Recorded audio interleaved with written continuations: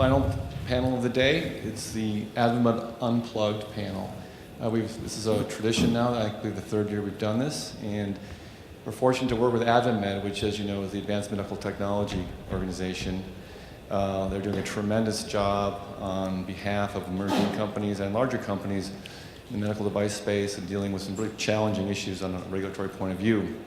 They've been great partners and supporters of the OneMedForum, and as you can see up to my left, this is their 7th conference, I believe, will be in Chicago in October, so plan on that, put that in your plans. I'll just go ahead and introduce our moderator, Steve Ubel on the left, and he'll take care of introducing some of the panelists. He's assembled some member companies from Advamed that really are very representative of that organization. Steve, I'm proud to say, we're both from the same hometown. We're both from Minneapolis or Minnesota. Steve has had a distinguished career at Advamed. It's like 7 years as a CEO, and has really done an amazing job representing the industry. He represented or worked with Rudy Boschwitz, who was actually someone who was close to our family back in Hutchinson, Minnesota. So it was fun to talk about politics with Steve. So Steve, why don't you go ahead and tell us what we're going to introduce the panelists and tell us your kind of outlook on the future of medical technology and healthcare in general. Great. Well, thank you very much, and it's terrific to be here this afternoon. We've got 3 rock stars to talk about where we're at in medical technology. All 3 of these gentlemen serve on our board, our emerging growth company board, very key leaders within the industry. I want to recognize Ashley Wallen. Ashley should raise her hand there as well, who's the dedicated staff leading our emerging growth company efforts. So if you have any questions about getting involved in Advamed, please feel free to reach out to any of us. But maybe we just kick it off and just ask each of the panelists to introduce themselves, tell us a little bit about the technology, where you're at in your life cycle, as it were, and then we'll dive into some Q&A. Stu? Hi, I'm Stu Randall, CEO of GI Dynamics. GI Dynamics is a device company with a novel, kind of new-to-the-world technology to treat type 2 diabetes and obesity. The company was founded out of an incubator in Boston in 2002. We went through a couple of venture rounds in 2003 and 4. J&J invested in 06, Medtronic in 09. We went public on the Australian Stock Exchange in 2011 and then raised a secondary on that exchange last year. So we are pursuing the capital-intensive strategy of selling product outside the U.S. while simultaneously running a U.S. pivotal trial. That trial started in kind of middle of 13, and if things go our way, will be approved here in 2017, which will be the average delay from Europe to U.S. approval of about 7 years. So we're right on that trajectory, which we can certainly talk about later. Thanks, Stu. Patrick? Awesome. My name is Patrick Daly. I'm the president and CEO of Cohera Medical, based out of Pittsburgh. The company was started very similar to Stu. It was started in 06. It was a collaboration between 2 doctors, one a maxillofacial surgeon, one a chemical engineer. There's an initiative in Pittsburgh to kind of get people from totally different areas together, so the idea germinated of that. I started the company in January of 2006, so we're right at the 8-year mark. We have 2 class 3 devices currently percolating through the system. Tissue glue, which is our lead product, is an internal absorbable adhesive, basically Gorilla Glue for inside the body. We took all the bad bits out, and we got CE mark approval in late 2011.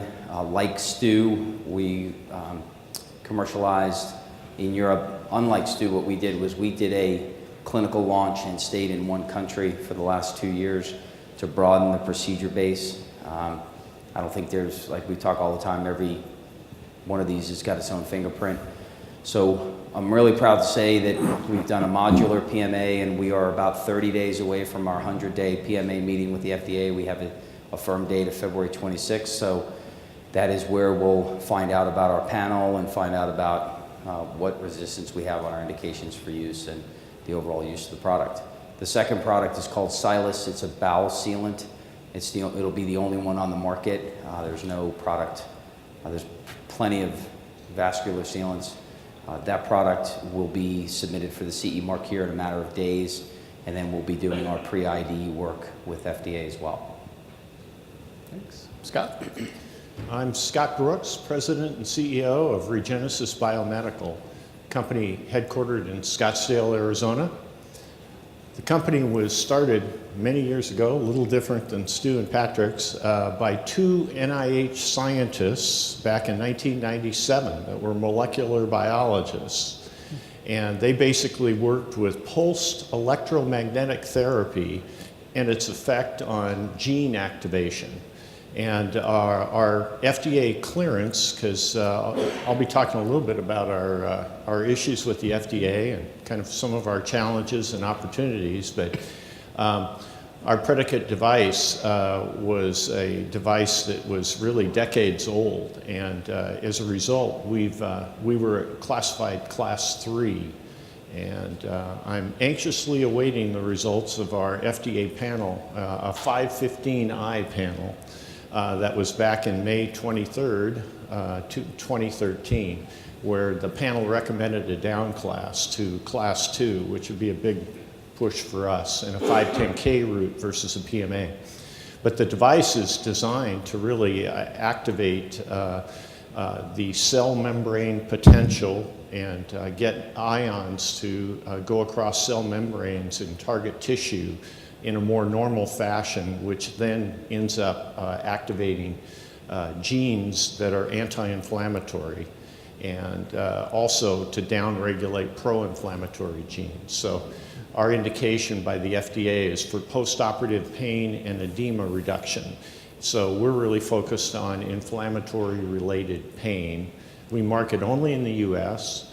I'm pleased to say we're cash positive, generated about $16 million in revenue, and had a record last 6 months this year. And right now we're looking like we'll be able to self-fund our trials that we're undergoing this year. That's great. So much for tight money. Well, why don't we dive in on the FDA? I think, as most of you know, the industry has had a somewhat adversarial discussion with the agency in recent years, based on the fact that it's taken 75% longer to get a PMA approved than it did 5 years ago, about 45% longer to get a 510K approved. A lot of back and forth about the best way to change that trajectory, ideas ranging from, let's eliminate the 510K process to, a 70-point plan that was released by the Device Center. If you fast forward to where we are now, I think we're in a much better place in the sense that I think there's more agreement around preserving the 510K process. The backlog has been reduced at the agency. We're seeing the trajectory, that big ship turn around. Granted, again, these improvements are off of historically high, review times, but I do think the agency is committed to meeting their goals within the user fee agreement and beginning to take steps in the right direction. But maybe each of you could just comment on your interactions with the agency. Stu, you mentioned the OUS-US dynamic. In a recent conversation with Jeff Shuren, he talked about that being his goal, that he'll have succeeded if there's more companies launching their products first in the US. Pretty ambitious idea. A lot would have to change for that to take place, but just talk a little bit about your interactions with the agency and any advice that you have for audience members on the best way to engage the agency. Sure. So we knew very, very quickly that we were going to be a PMA, not a 510K. So it's a technology that's never been done before, and it's an implant. So, that wasn't hard to figure out that we were going to be a PMA. Although we're in a diabetes and obesity therapy where the device is delivered endoscopically, it's a nitinol and EPTFE liner that goes in the intestine. The objective is to replicate gastric bypass surgery, but do without any surgery. So given that it was an implant, we knew we were going to be PMA from day one, but regulated through the GI section of the FDA, which also at that time had done all of the obesity devices as well. Because we actually started as more of an obesity play and have migrated more to a diabetes play, with regulatory, quite frankly, being one of the big reasons. Because 5 or so years ago, the FDA to digress briefly, requirements they were putting on venture-backed obesity device companies for efficacy were patently unachievable by any of these technologies. So we made this little migration to then focus on diabetes because we had a pretty profound diabetes effect. In any case, our interaction with FDA have been generally pretty good. We know the person who leads the group quite well. Our regulatory person has had a good relationship and known him and her because they've switched quite well over the years. And so we have had, I would say, in general, reasonably positive interactions. Our biggest challenge was when we decided to go for diabetes as a primary endpoint. The GI group that regulates us then had to bring in some endocrinologists from the drug side of FDA. So we're a device company, who's looking to run a PMA study of 300 or 400 patients. And here comes somebody from the drug side who's used to seeing diabetes drug studies of 5,000 patients. So that was led to some very interesting conversations over the course of a few months. That ultimately the branch chief, came down pretty much on the device side. Look, this is a device; it's not a drug. We don't do 5,000 patient studies because there would be no technologies if we did.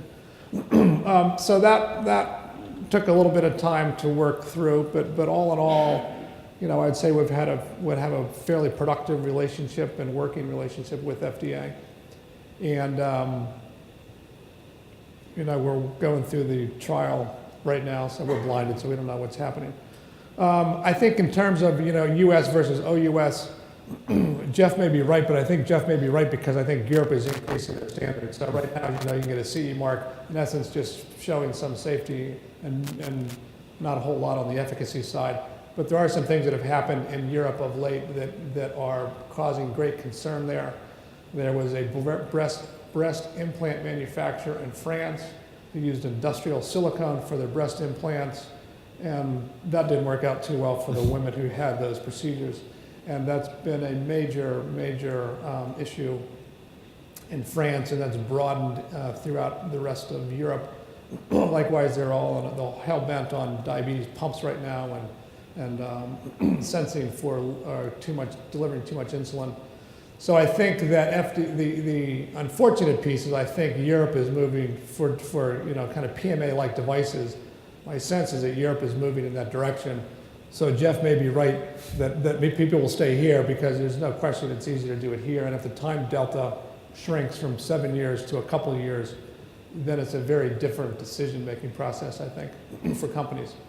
So that's my view on that. Thirdly, you asked kind of recommendations, and I guess I have a few. I think one, it's hard to defend FDA sometimes, but on this point I will. Because Ashley and the emerging growth company have spent a lot of time. How can we, with Advamed and specifically emerging growth part of the organization, better improve turnaround time and everything else with FDA? And FDA's come back to us, and said, look, it'd be a hell of a lot easier for us to move these things along quickly if the quality of the submissions was better. And so we're working with them right now to say, okay, we hear you as the emerging growth companies. What are the top 10 things that you don't think are done up to your satisfaction, and we'll communicate with the other members and try to improve upon that. So I think in terms of working with FDA, making sure you've got good in-house and/or outside consultants who help you put together very high-quality submissions, because the whole time issue, it's not so much the time it takes them to respond, it's what happens if they respond and you've got to do something, and you start going through these cycles that are 3 months and more. And if you can eliminate the number of cycles is really the way to shorten the total time frame. So quality of submissions is a very important component there. And I think it's something that we as companies can certainly do a better job of. Getting good counsel, again, both legal and regulatory is very important. And I think, to the extent you can, try to build a relationship with the reviewers. Are difficult because they move around a lot and they're a little more standoffish, but the more senior people within most of the groups, I really do believe that the more senior people in FDA, for the most part, really do want to help. They do want to move things along more quickly. They do want to improve what's going on.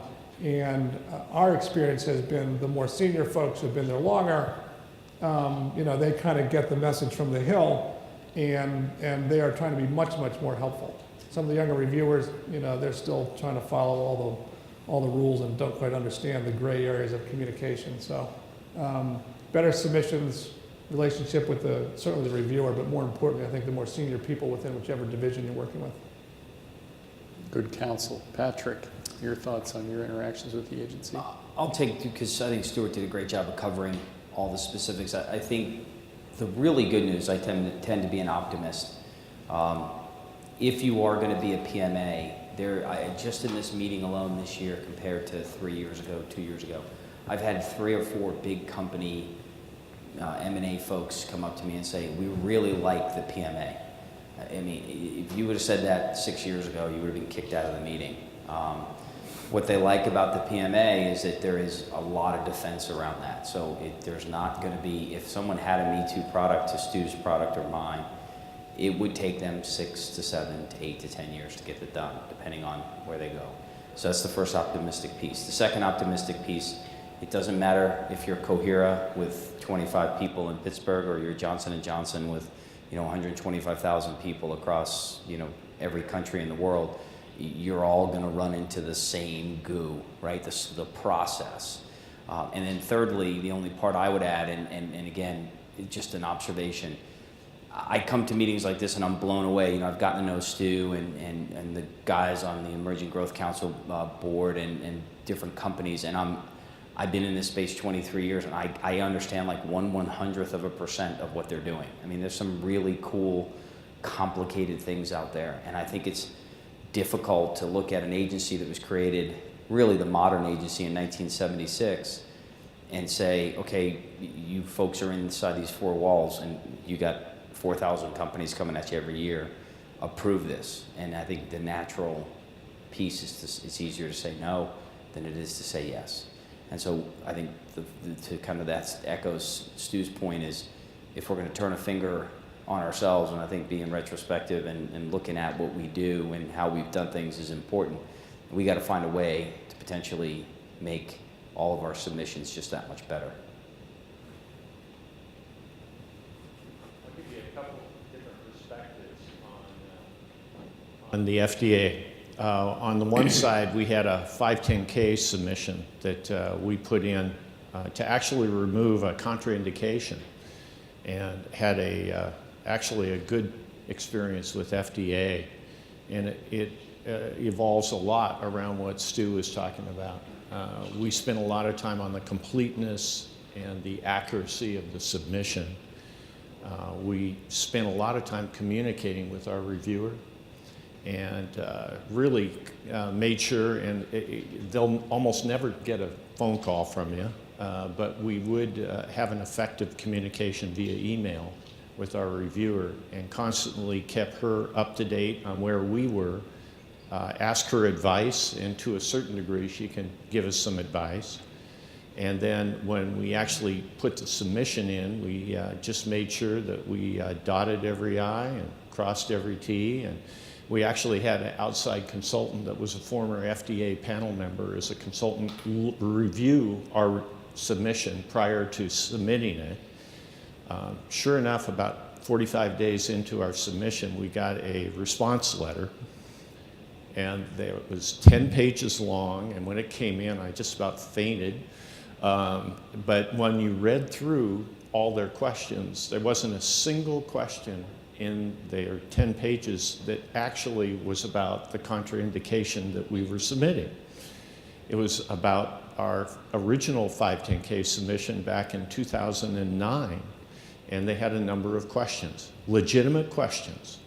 So we kind of took a deep breath, and we had to hire and spend a small fortune on some outside consulting and some outside testing, but we submitted a 310-page response to their questions that were indexed, page numbered, and then we basically made sure that for each question they knew exactly which section we submitted to respond to. And as a result, we were very successful, and on December 13th got our approval for the removal of the contraindication. Now in FDA days, that was exactly day 90. because it did take us a while off the clock to put together the response and all the testing and all the data that they were asking for. But we were pleased that they did respond. I'll flip to the 515. Yeah. One thing to that, and then you mentioned phone calls. Yeah. We've had extensive phone calls with FDA through our process and through this trial design. And I mentioned we had this person from the drug side come over, and she got a little carried away and out of control a few times. And instead of waiting, submitting our response, we had a relationship so we could call this individual up and say, look, this is just insane. And he'll say, okay, yeah, what do you guys want to do, and how do you want to do it, and tell me what the plan is, and I'll go talk to her and get back to you. So that's another way. Again, it's all about the process, the cycle time. So that's another way that if you can, to have the live conversations, which some of them don't like to do, I will freely admit, but if you can have the live conversations, so you get the letter, you call them in a week, you then get a sense for what you need to do. So you just, each phone call and clarification eliminates one cycle, which can be many months. And so if you can establish that relationship and get to the point where they're comfortable having a call with you, helps immensely. Sorry, Scott. No problem. Let me switch to the 515I, and that was this reclassification for a category, and our category is ILX, which is non-thermal diathermy.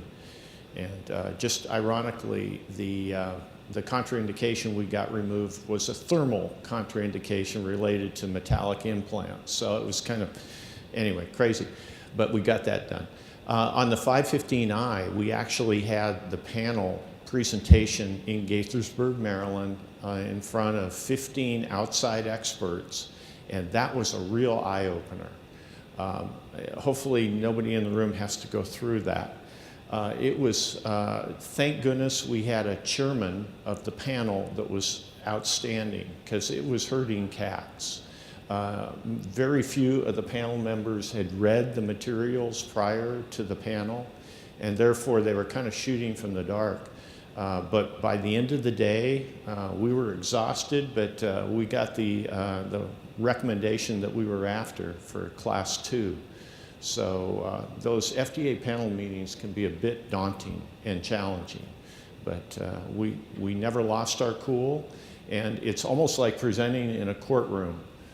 You don't ever go to the microphone unless you're asked to go to the microphone, and you stay in your area, and you don't interact with panel members. It breaks, and it was quite an experience, but pleased to say that it looks like we'll get a good recommendation out of it. That's great. Well, a lot of deep experience here. I think a lot of really good counsel. I mean, my sense is the atmosphere and environment, the tone at the agency is changing for the better. Good counsel on, I think, over-communication being key throughout the process. I mean, one of the features of the new user fee agreement are guaranteed opportunities for product sponsors to engage with the agency at each critical juncture of the review process, pre-submission, halfway through the review. We have a provision that we lovingly refer to, no submission left behind. So if you miss a goal, the agency is required to sit down with the product sponsor and develop a remediation plan. So really, really good discussion. We sort of skipped over probably the most important piece. Before you get your thing approved by the FDA, you've got to raise money. Ashley and I had a luncheon with the venture community today, which was pretty fired up, I have to say. First of all, it's a smaller group than last year. It seems to be an ever dwindling group, actually. But you all have deep experience raising money, and I just comment on your thoughts on the environment we're operating in, creative ideas, strategies people might employ in this environment. Okay, Stu? Yeah, first I think the mood, the vibe here is definitely up this year. It's very positive. Now, part of it is, I think, a result of, a lot of these investors made a bloody fortune on biotech last year. Now they want to kind of put those wins on the board and then look elsewhere, and they're looking at device, which I've heard from a few bankers already this week, which has been very encouraging. I think to Steve's point, there's no question the number of medical device venture investors in dollars has been way down. Although I did run into 3 in the last 2 days who have closed funds in the last 60 to 90 days. So I think we're past the bottom. which is good news. I think the good device venture investors have been able to raise money and have closed funds recently. I think activity level is going to pick up. I think to Patrick's comment, the big companies, which we talk a lot about at Advamed, big companies rely on small companies for their growth. And we've talked a lot about the fact that if the venture guys don't play and they don't fund companies like ours, there's nothing for the big guys to buy 5 years from now. And if they don't have anything to buy 5 years from now, and they tell the street they're going to have 1% revenue growth instead of 3%, they're going to get absolutely hammered. So I think that awareness has finally come into play. I also think, and so the investors, they need to see wins, right? So they need to see acquisitions or IPOs. IPOs are going to be coming back in the device space. I've heard from a few investors today. So the more that happens, the more the people who invest in the venture capitalists who invest in us are more comfortable putting money to work. And I think that's starting to happen. I also think one of the reasons it's not talked about, we don't talk about it at Advamed when the big company guys are in the room, because if you look at it in the device space in particular, in the last 2 years, between 50 and 80% of the CEOs have turned over. J&J, Medtronic, Boston Scientific, Covidien, just to name a few, Stryker, KCI. So the consolidators or the big acquirers, they've all turned over their CEOs in the last couple of years, and the CEO is not going to come into those kind of jobs with the board and say, geez, I think we want to do 5 more deals this year. They're going to figure out what the heck's going on. And so they're all now kind of at 2 years post. So I think there's clearly a lot of very positive feeling at the meeting down the street so far about IPO market for MedTech coming back, M&A picking up, venture, a few I've seen in the last 2 days have closed on funds. So the definite mood and I think dollars following that are definitely on the upswing right now, which feels great after the last few years. Patrick? So again, Stu's done such a good job. I like him going first. He covers all the stuff, and then I could be the guy on the panel that just throws some weird stuff out there. So we sell pencils on street corners. If you ever see them, they have the Cohera logo. We've raised about $75 million doing that. Only joking, because someone's going to write that down. That's a lot of pencils. It is. The thing that fascinates me, I've talked to Stu, I've talked to Scott, a lot of guys that we get to the meetings either here or other than meetings, and it really is amazing. Every fundraise is like a fingerprint. They're all different. And I remember when I started Cohera, there were so many people that were like, you got to do it this way. I had a guy who was a potential investor, got a whiteboard out, started whiteboarding me like I was an MBA class, and that's not how our fundraise went. And so we're a little unique in the fact that we're going to close tomorrow on $9 million in new money, a little over $9 million. So our Series D will be about $29 million. Total invested is going to be about 75, and that I have no private equity or venture capital. And I don't say that kind of like as a badge of honor. It's just how our deal came about. And we had a fairly substantial term sheet in the Series B, but that was in the summer of '08, and we fortuitously didn't take that money. We couldn't come to terms because it was a real ugly term sheet. And so we didn't come to terms, and within 2 months, the bottom fell out, and almost every company like mine that got invested that was still very early stage, we were only a year and a half old, got sold for whatever the VC came in for, because they had the connections, they wanted their capital back. So my only comment to folks here that are either starting or in it, do what is right for you. But I think what I do see in all these different companies is it's got to be done professionally. You got to have your milestones. You got to know what you're going to hit. Everyone understands the FDA thing that we just spent 30 minutes talking about. Don't ever tell someone that's going to invest in your company that I'm definitely going to have CE mark or I'm definitely going to have 510K, within 6 months. Not if it's your first go around with FDA, because it's not going to happen. And I've learned enough now over the last 8 years. I can kind of tell who's been there, done that with a fundraise, whether it's VC or private equity. But I do agree with Stu that there's a lot more positive vibes. But from a cautionary tale, the part that concerns us when we get to Advamed meetings it's literally that, remember the old Scooby-Doo cartoons where all of a sudden the floor starts to separate, right, and people start falling into it. And I kind of feel like that's happening, right? We've got this one side of the big companies have record level cash on hand. right? So J&J had a record year last year. That stock went from 62 to 97. You know, a company like that, that's a lot of money. And then you got Covidien had a great year. You know, a lot of companies did really well on the balance sheet. So they have a lot of cash on hand. And then on the other hand, you have a venture capital kind of plan that's changed. It's going to change even more. And so you have this big gap. And fortunately, I think some of us, we may just have been on this side of the floor. I kind of get concerned as who's in the middle or who can jump that abyss moving forward. And quite honestly, I'm positive, but I'm pessimistic because I don't know. As Stu said, you have a lot of new CEOs, and I don't know if they're willing to pull the trigger yet because, you know, again, take the politics out of it. That big chandelier reminded me when Stu was talking, that's like the anvil in the room, and that anvil is the Affordable Care Act. Because we still, I mean, business like certainty, and we still don't know what's happening with insurance. We still don't know what's happening with reimbursement. We still don't know what's happening with implementation. And that's all negative stuff. That's the headwinds that we got to deal with. And all of us in this room, in this ecosystem, have to deal with that. So I'm positive on one hand, I'm pessimistic on the other. I do think a good technology is a good technology regardless of the market. Good points. Scott? And I got a Scooby-Doo and an anvil in that one. Yeah, wow. That's pretty impressive in a panel like this, a Scooby-Doo and an anvil. A bonus, but you're also dating yourself. But we won't go there. All right, who doesn't like Scooby-Doo? It is a classic. I timed it really well joining Regenesis. We had just gone through and had been successful with Series E funding, so I got a chance to have money in the bank. We've gotten to a point now where actually the best way, I think, to be attractive as an investment is when you don't really need the money.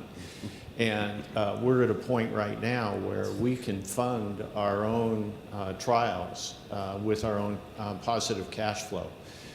The challenge is if we want to accelerate some of our trials and our indication expansion with FDA, it will take some outside funding, and that's why I'm here, is the potential that we could accelerate our milestones and our key inflection points. But hey, I don't have near the experience of Stu and Patrick and Scooby-Doo at raising money. Well, I was with a banker this morning, and we were talking about raising capital, and he said, you know, there's a whole bunch of analogies. His analogy is, when you're at the party and they're passing cupcakes, take 2. So when the window's open, there's money there, grab it. Yeah. Great imagery up here, isn't it? From Scooby-Doo to cupcakes. That seems like an engraved invitation to pivot to the ACA and reimbursement. So if there was one thing I took away being down the street, you know, everyone's embracing the demonstration of value and value-based healthcare. You know, we're moving away from fee-for-service, integrated delivery models, much more focus on demonstrating value. But it's different to talk about embracing value than it is to reorienting your R&D approach and actually demonstrating that value to a payer. So talk about how you're gearing up for those discussions, even as you're working through your regulatory process, you know, that we talked about earlier. Stu? So we're early in the U.S. side of it, but we are working on reimbursement in about 8 other countries outside the U.S., and it's clearly more difficult today than we expected when we took this OUS strategy 5 years ago. Every country's different, every model's changing, just like it is here, and so the demonstration of value is exceedingly difficult and complicated, and it varies by country. So there is, first of all, there is no magic, here's a formula to show how it's going to work. And as one of my favorite reimbursements consultant told me one time, you know, reimbursement is part economics and part politics and political will. And she goes, you never know what the percentages are between those two at any given place in any given country, which is really comforting. So I think it's certainly a much more important piece. You know, every other country in the U.S. is ahead of us, I think, in terms of understanding the need. It does present a greater challenge for new technologies like ours, as we're finding, because if we can show we can we believe we have shown you can treat a type 2 diabetic who's obese with our device and save the system a ton of money over time, they'll all say, yeah, that's great, but I don't want 10 million people in my country asking for your device next year. So this is kind of the orthopedic conversation we have with some of our Advamed friends, that there's that challenge. And those countries fundamentally, so forget the country, where you can make that argument to someone who's going to pay for that patient over a very long time frame, like their life, it's pretty easy for new technologies to, if you're assuming you've got the right technology and the right economics, you can prove that without a whole lot of effort, and you have a willing listener on the other side. The challenge in this country has been, if the given payer thinks they're only going to have a patient for 3 years, well, they don't care so much about paying more today if the real benefit is going to be in years, 3 through 8, and that's a much bigger challenge. So we aren't as engaged yet in the U.S. as we will be, but I see this movie in different countries, and it's pretty much the same movie with a bigger challenge here. At least in Europe, typically they have the patient for their life. Here, the whole payer piece, when you get outside of Geisinger and Kaiser and places like that, you have them for life. This whole 3-year, kind of in their view, 3-year window that they think we have the patient presents a unique challenge in the U.S. And I don't have the answer for it. That's a good point. Patrick? Again, great job, Stu. So I can be provocative. I think reimbursement is ridiculous. So I'm going to get. No, here's as not only as a provider but as someone who's an end user, I truly believe that if the free market speaks. So, for example, let's take Stu's product. If Stu's product is going to help with diabetes and obesity, and you're a patient and you go see a doctor, and that doctor says, I can either put you on a drug, and you're on this drug for X, and you are accountable for part of the payment or a good chunk of that. You can have insurance that pays half or 3/4, depending on your deductible. Or you could choose to have a bolus payment, and it's, I got to pay $10,000 now, and it cures my diabetes and my obesity, and I'm free for life from it. So the problem is, the way reimbursement works now, in my view, is it rewards bad behavior, right? Because we treat disease, we don't treat prior to the disease. So that's a whole separate conversation. But I think unfortunately, reimbursement, we're chasing our tail, right? So that's one of the conversations about the Affordable Care Act, is that it was supposed to be healthcare reform. It's really turned into insurance reform. But it really hasn't turned into that at all, because you're giving power to the hospitals who are basically going to say, I'm going to bundle this procedure, give it to me for $10,000. It cost me $15,000 before, and I'll let all you providers who provide the product within that particular procedure, you figure out how you're going to cut the costs. So that's my provocative sidebar. So for us, one of the fortunate things is tissue glue addresses a pretty onerous outcome. That it's one of those things. It's kind of like Thanksgiving. We all have a brother or a crazy aunt or someone who comes over that you tolerate once a year, but they're there, and then you never see them again for another year, but you always talk about them. That's Aunt Sue. She's kind of crazy, gets a little liquored up at Thanksgiving, and we all tolerate it. And that's kind of what drains are. So when you ask someone in the medical profession, when we started this company, if you asked anybody in Europe or here, every doctor, almost 99.9%, man, we don't have any problem with drains. The reason why, right, is because the doctor did the surgery, put the drains in, but then never saw the patient again until day 30 or day 15. But then you have the nurse or the physician's assistant or someone in that system had to see that patient because the drain came out, drain leaked, they got an infection. The drains got pulled on day 7, but they still had a seroma, so they had to stick a needle in 10 times over 4 days to get rid of that fluid. So what our product does is we've proven in our efficacy study that you can eliminate drains. You don't need drains. They're barbaric. They go back to Egyptian times, right? And so the modern drain's been around 100 years. And the joke we had with one of our FDA folks, we had a light moment in the hallway at FDA, which is a very odd thing. And he said, it's a whole, I got a story about this one. Let me just sidebar this story. It's a good one. Go for Patrick it. has lots of stories. Go for it. No, this is a good one. So this guy had a ponytail. How long do we have? Yeah, so you'll love this. This gives you a little levity. So we show up, we're all nervous, and it's our first big meeting with FDA in I think it was 06, 07. And we show up, and this guy's the first guy there, and we're in this conference room before they move to the new facility, and it's a tight conference room, and I'm looking around, and I'm like, hey, I just have a quick question, John, how many people? He's like, there's going to be 22 people in here, and I mean, it was the size of this stage, maybe. And so he's got a ponytail, he's kind of, you know, losing his hair a little bit, he's got this long ponytail, and he's got a holster. And I said, what's the holster about, man? You know, because I got to ask the question.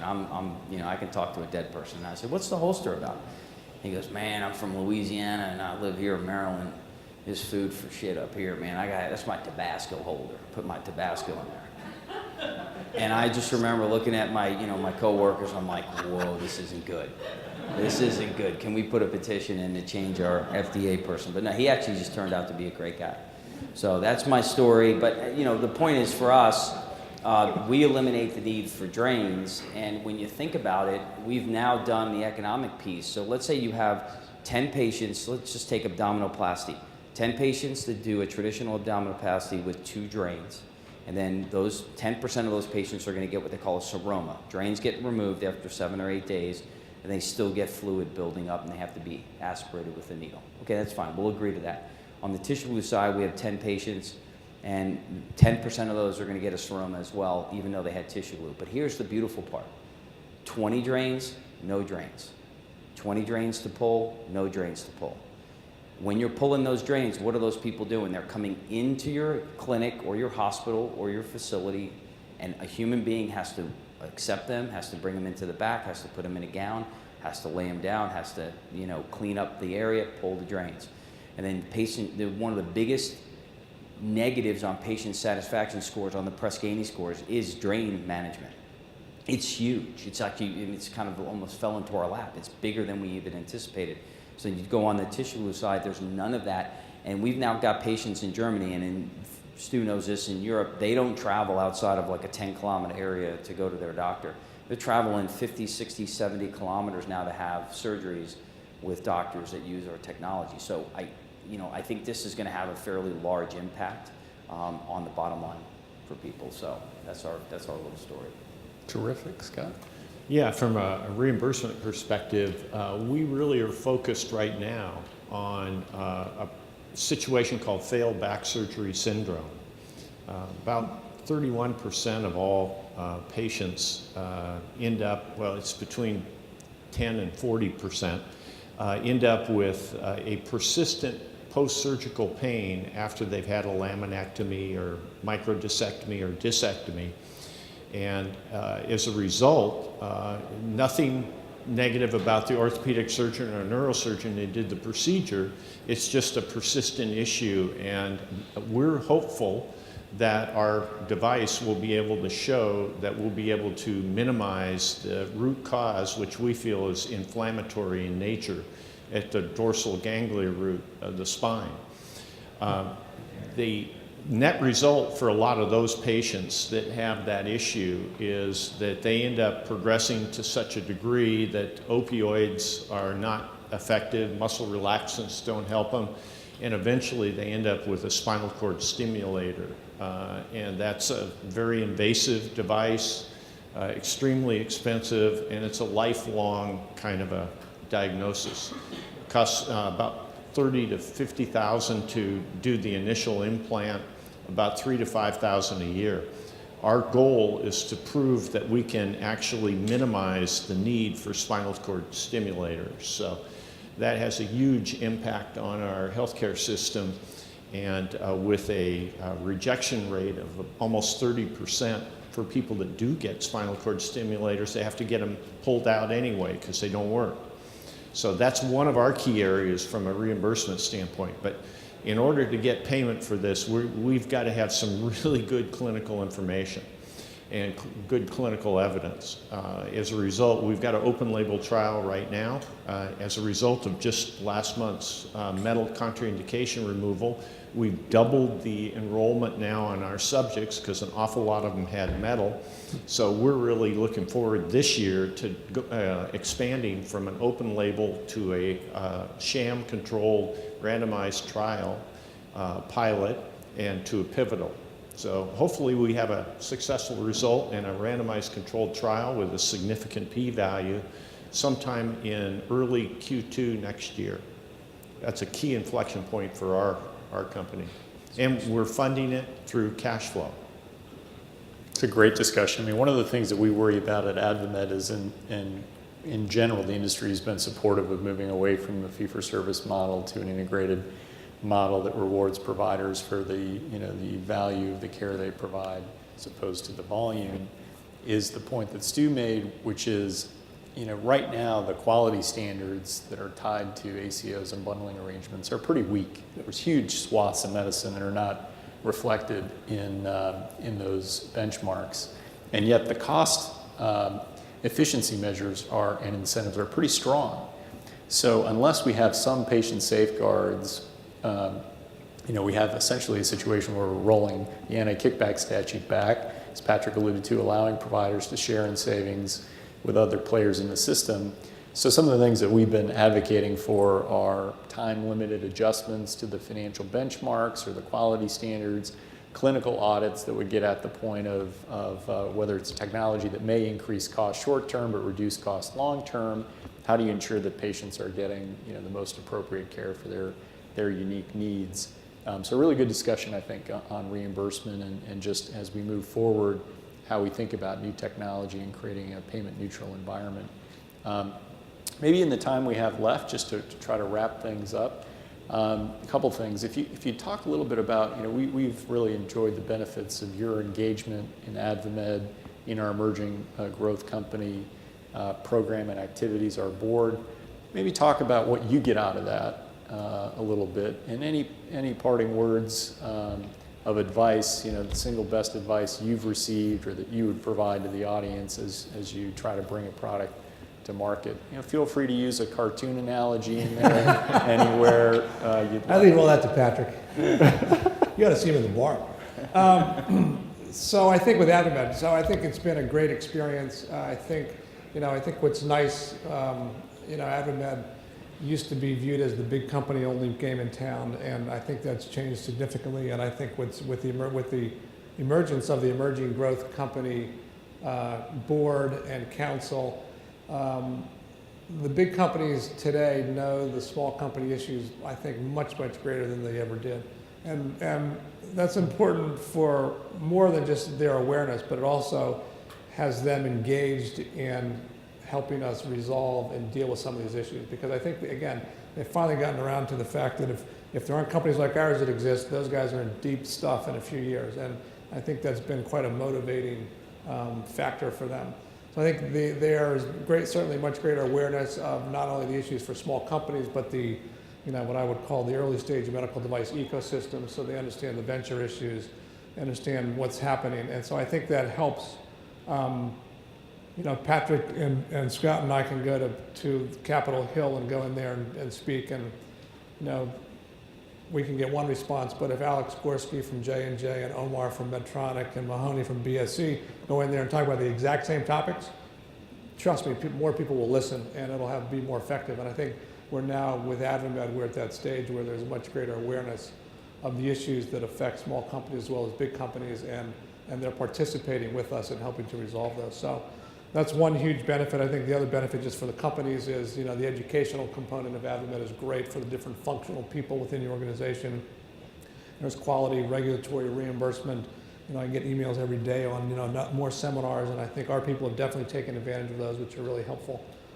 So another big plug for Advamed. Whoops, that's not the conference. The conference that was up there earlier, the new annual conference that Ray's been organizing for 7 or 8 years now has been turned into a huge, it's kind of the JP Morgan for Advamed off JP Morgan cycle, which has been great. It's really I live in Boston, so biotech is a bigger deal than medtech is in Boston, and bio used to have I don't know how many gazillions of people, but it's turned into, that's happened now for device, where you get venture, small company, big company, private equity, all the investors, and it's really turned into quite an event that is kind of a must-do event, which is another huge advantage for Advamed. So those are all kind of my views on the Advamed, why it makes sense to be a part of Advamed. And I think from the one early stage CEO to another, I think my My piece of advice would be to make sure you get a lot of rest and a lot of exercise and assume it's going to take at least twice as much time and twice as much money as you did when you started. Hopefully that'll be accurate. And take 2 cupcakes, too. And take 2 cupcakes when you're passing them. You know, it's interesting. While I was looking up and seeing Stu, and they had the 4 pictures. You know, first of all, I realized I have a face for radio. It's just unbelievable. I'm up here with all these good-looking guys, and that is just a horrible shot. It's very embarrassing. Can we get that back? Yeah, please don't. Oh my gosh. Just wanted to double check. I did not realize how cheesy like a that lacrosse was. player. Zero in on my goodness. on Patrick. So the other one was in a toga, so I didn't think we moved that out. I'm going to put a plug in for Advamed, and I'm going to come at it from 2 different approaches. So when I was at Johnson & Johnson, I remember, was it Dennis Longstreet and some of the early folks in Advamed, and I was a kind of a younger person in the company, and I'm like, God, this Advamed, it's a bunch of, you know, folks getting together and, you know, in the big leather chairs smoking cigars saying, how are we going to collude and make more money? You know, I didn't know anything, right? I got to tell you, I was asked to kind of be part of it in the last 3 years. I've obviously been part of Advamed since I started Cohera. First of all, I'm absolutely blown away by the people that are CEOs that are part of it, whether it's the big company or the small company. And what I love about the small company piece, for any of you that are not in Advamed, you're really missing a tool, because you get the opportunity, because it's a dogfight. You are in that corner office, and you think it's sexy to be a CEO, right? I mean, all of us here are dealing with it, and it's just hard work. And you're getting told no, and that you're terrible, and you don't know what you're doing, and you're getting beat over the head. And it's so great to go to a meeting and commiserate a little bit in the beginning, and we all share the story about how you got this, that, and the other thing. But then all of a sudden, I think what happens is the real conversations start, right? You have the commiseration in the beginning, and then all of a sudden, you know, I've learned a lot from Stu in the last couple of years, talking to Scott. I've gotten to know him as well, and it's real interesting. You start learning little things that you kind of start putting in the back of your mind, and you start going, okay, that's an interesting way. And it gives you that ability when you're at your board meeting or you're in front of an investor to say, hey, you know, it's a cool thing to say, I know about 15 CEOs, and we're all experiencing the same problem, instead of you being the single sole provider of that information to a board member or prospective investor. So that's the first part. The second part is the team that works at Advamed. Stu mentioned the fly-ins and the things that we do. It is one of the most professionally run and world-class group of people you'll ever work with. I mean, whether it's getting information through the internet, we have, you know, there's a tax board, there's folks for reimbursement, there's the fly-ins, there's just overall, it's a really good feeling to be part of a trade association that's run professionally, and they bring the resources to bear. So whether you think you're going to get a lot out of it or not, I highly recommend for a small company, the dues are inconsequential. I think you need to get to the meetings, and you need to press the flesh a little bit, because it'll make a huge difference. And we talked about those meetings. I've gotten a lot out of those. As far as the particular piece of advice, I think Stu hit the nail on the head. You got to take care of yourself first. There's no sense in starting a company, and at the end of it, you don't know your kids, you don't know your wife, you're 50 pounds overweight, and yeah, you got the ball over the line. What are we going to do with it? I mean, it's nothing. So you got to pay yourself every day, get in the gym, work out, take 15 minutes to do yoga, whatever it is, but just take the time. Oh, you should see me, man. I tell you what. I got my Lululemon gear on. I'm so inflexible, it's embarrassing. But no, you got to do something. And I think, because at the end of the day, when you get to the finish line, whatever that is, you want to have your health. That's job one. That's what we're here doing, right? We're a healthcare company. We're all probably going to get there and be like coughing and wheezing. I need Scott stuff. I'm definitely going to need drains on me. I know that for sure. I thought you were going to eliminate those. Oh yeah. I need a lot of plastic work. Scott, bring us home. Yeah, a few years ago, when I was at KCI, I always wondered what Kathy Burzik did. She'd go on these little ventures off to the Advamed meeting, and not being directly involved, I thought, gosh, that's kind of like a big boondoggle or something.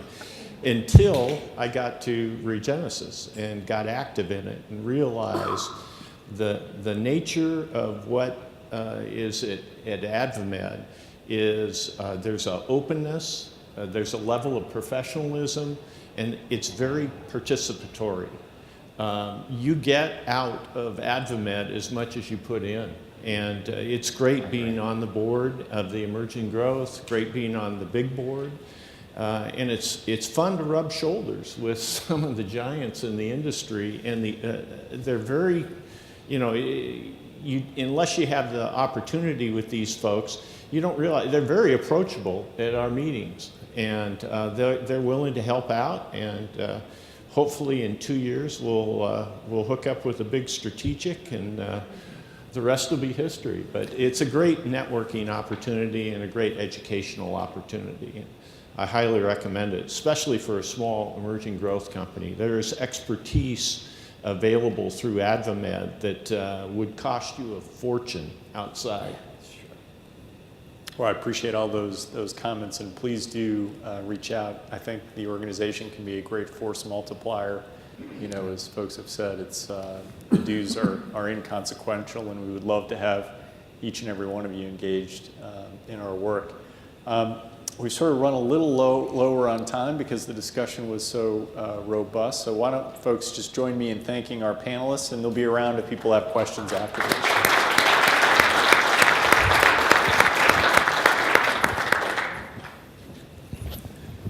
Good work, man.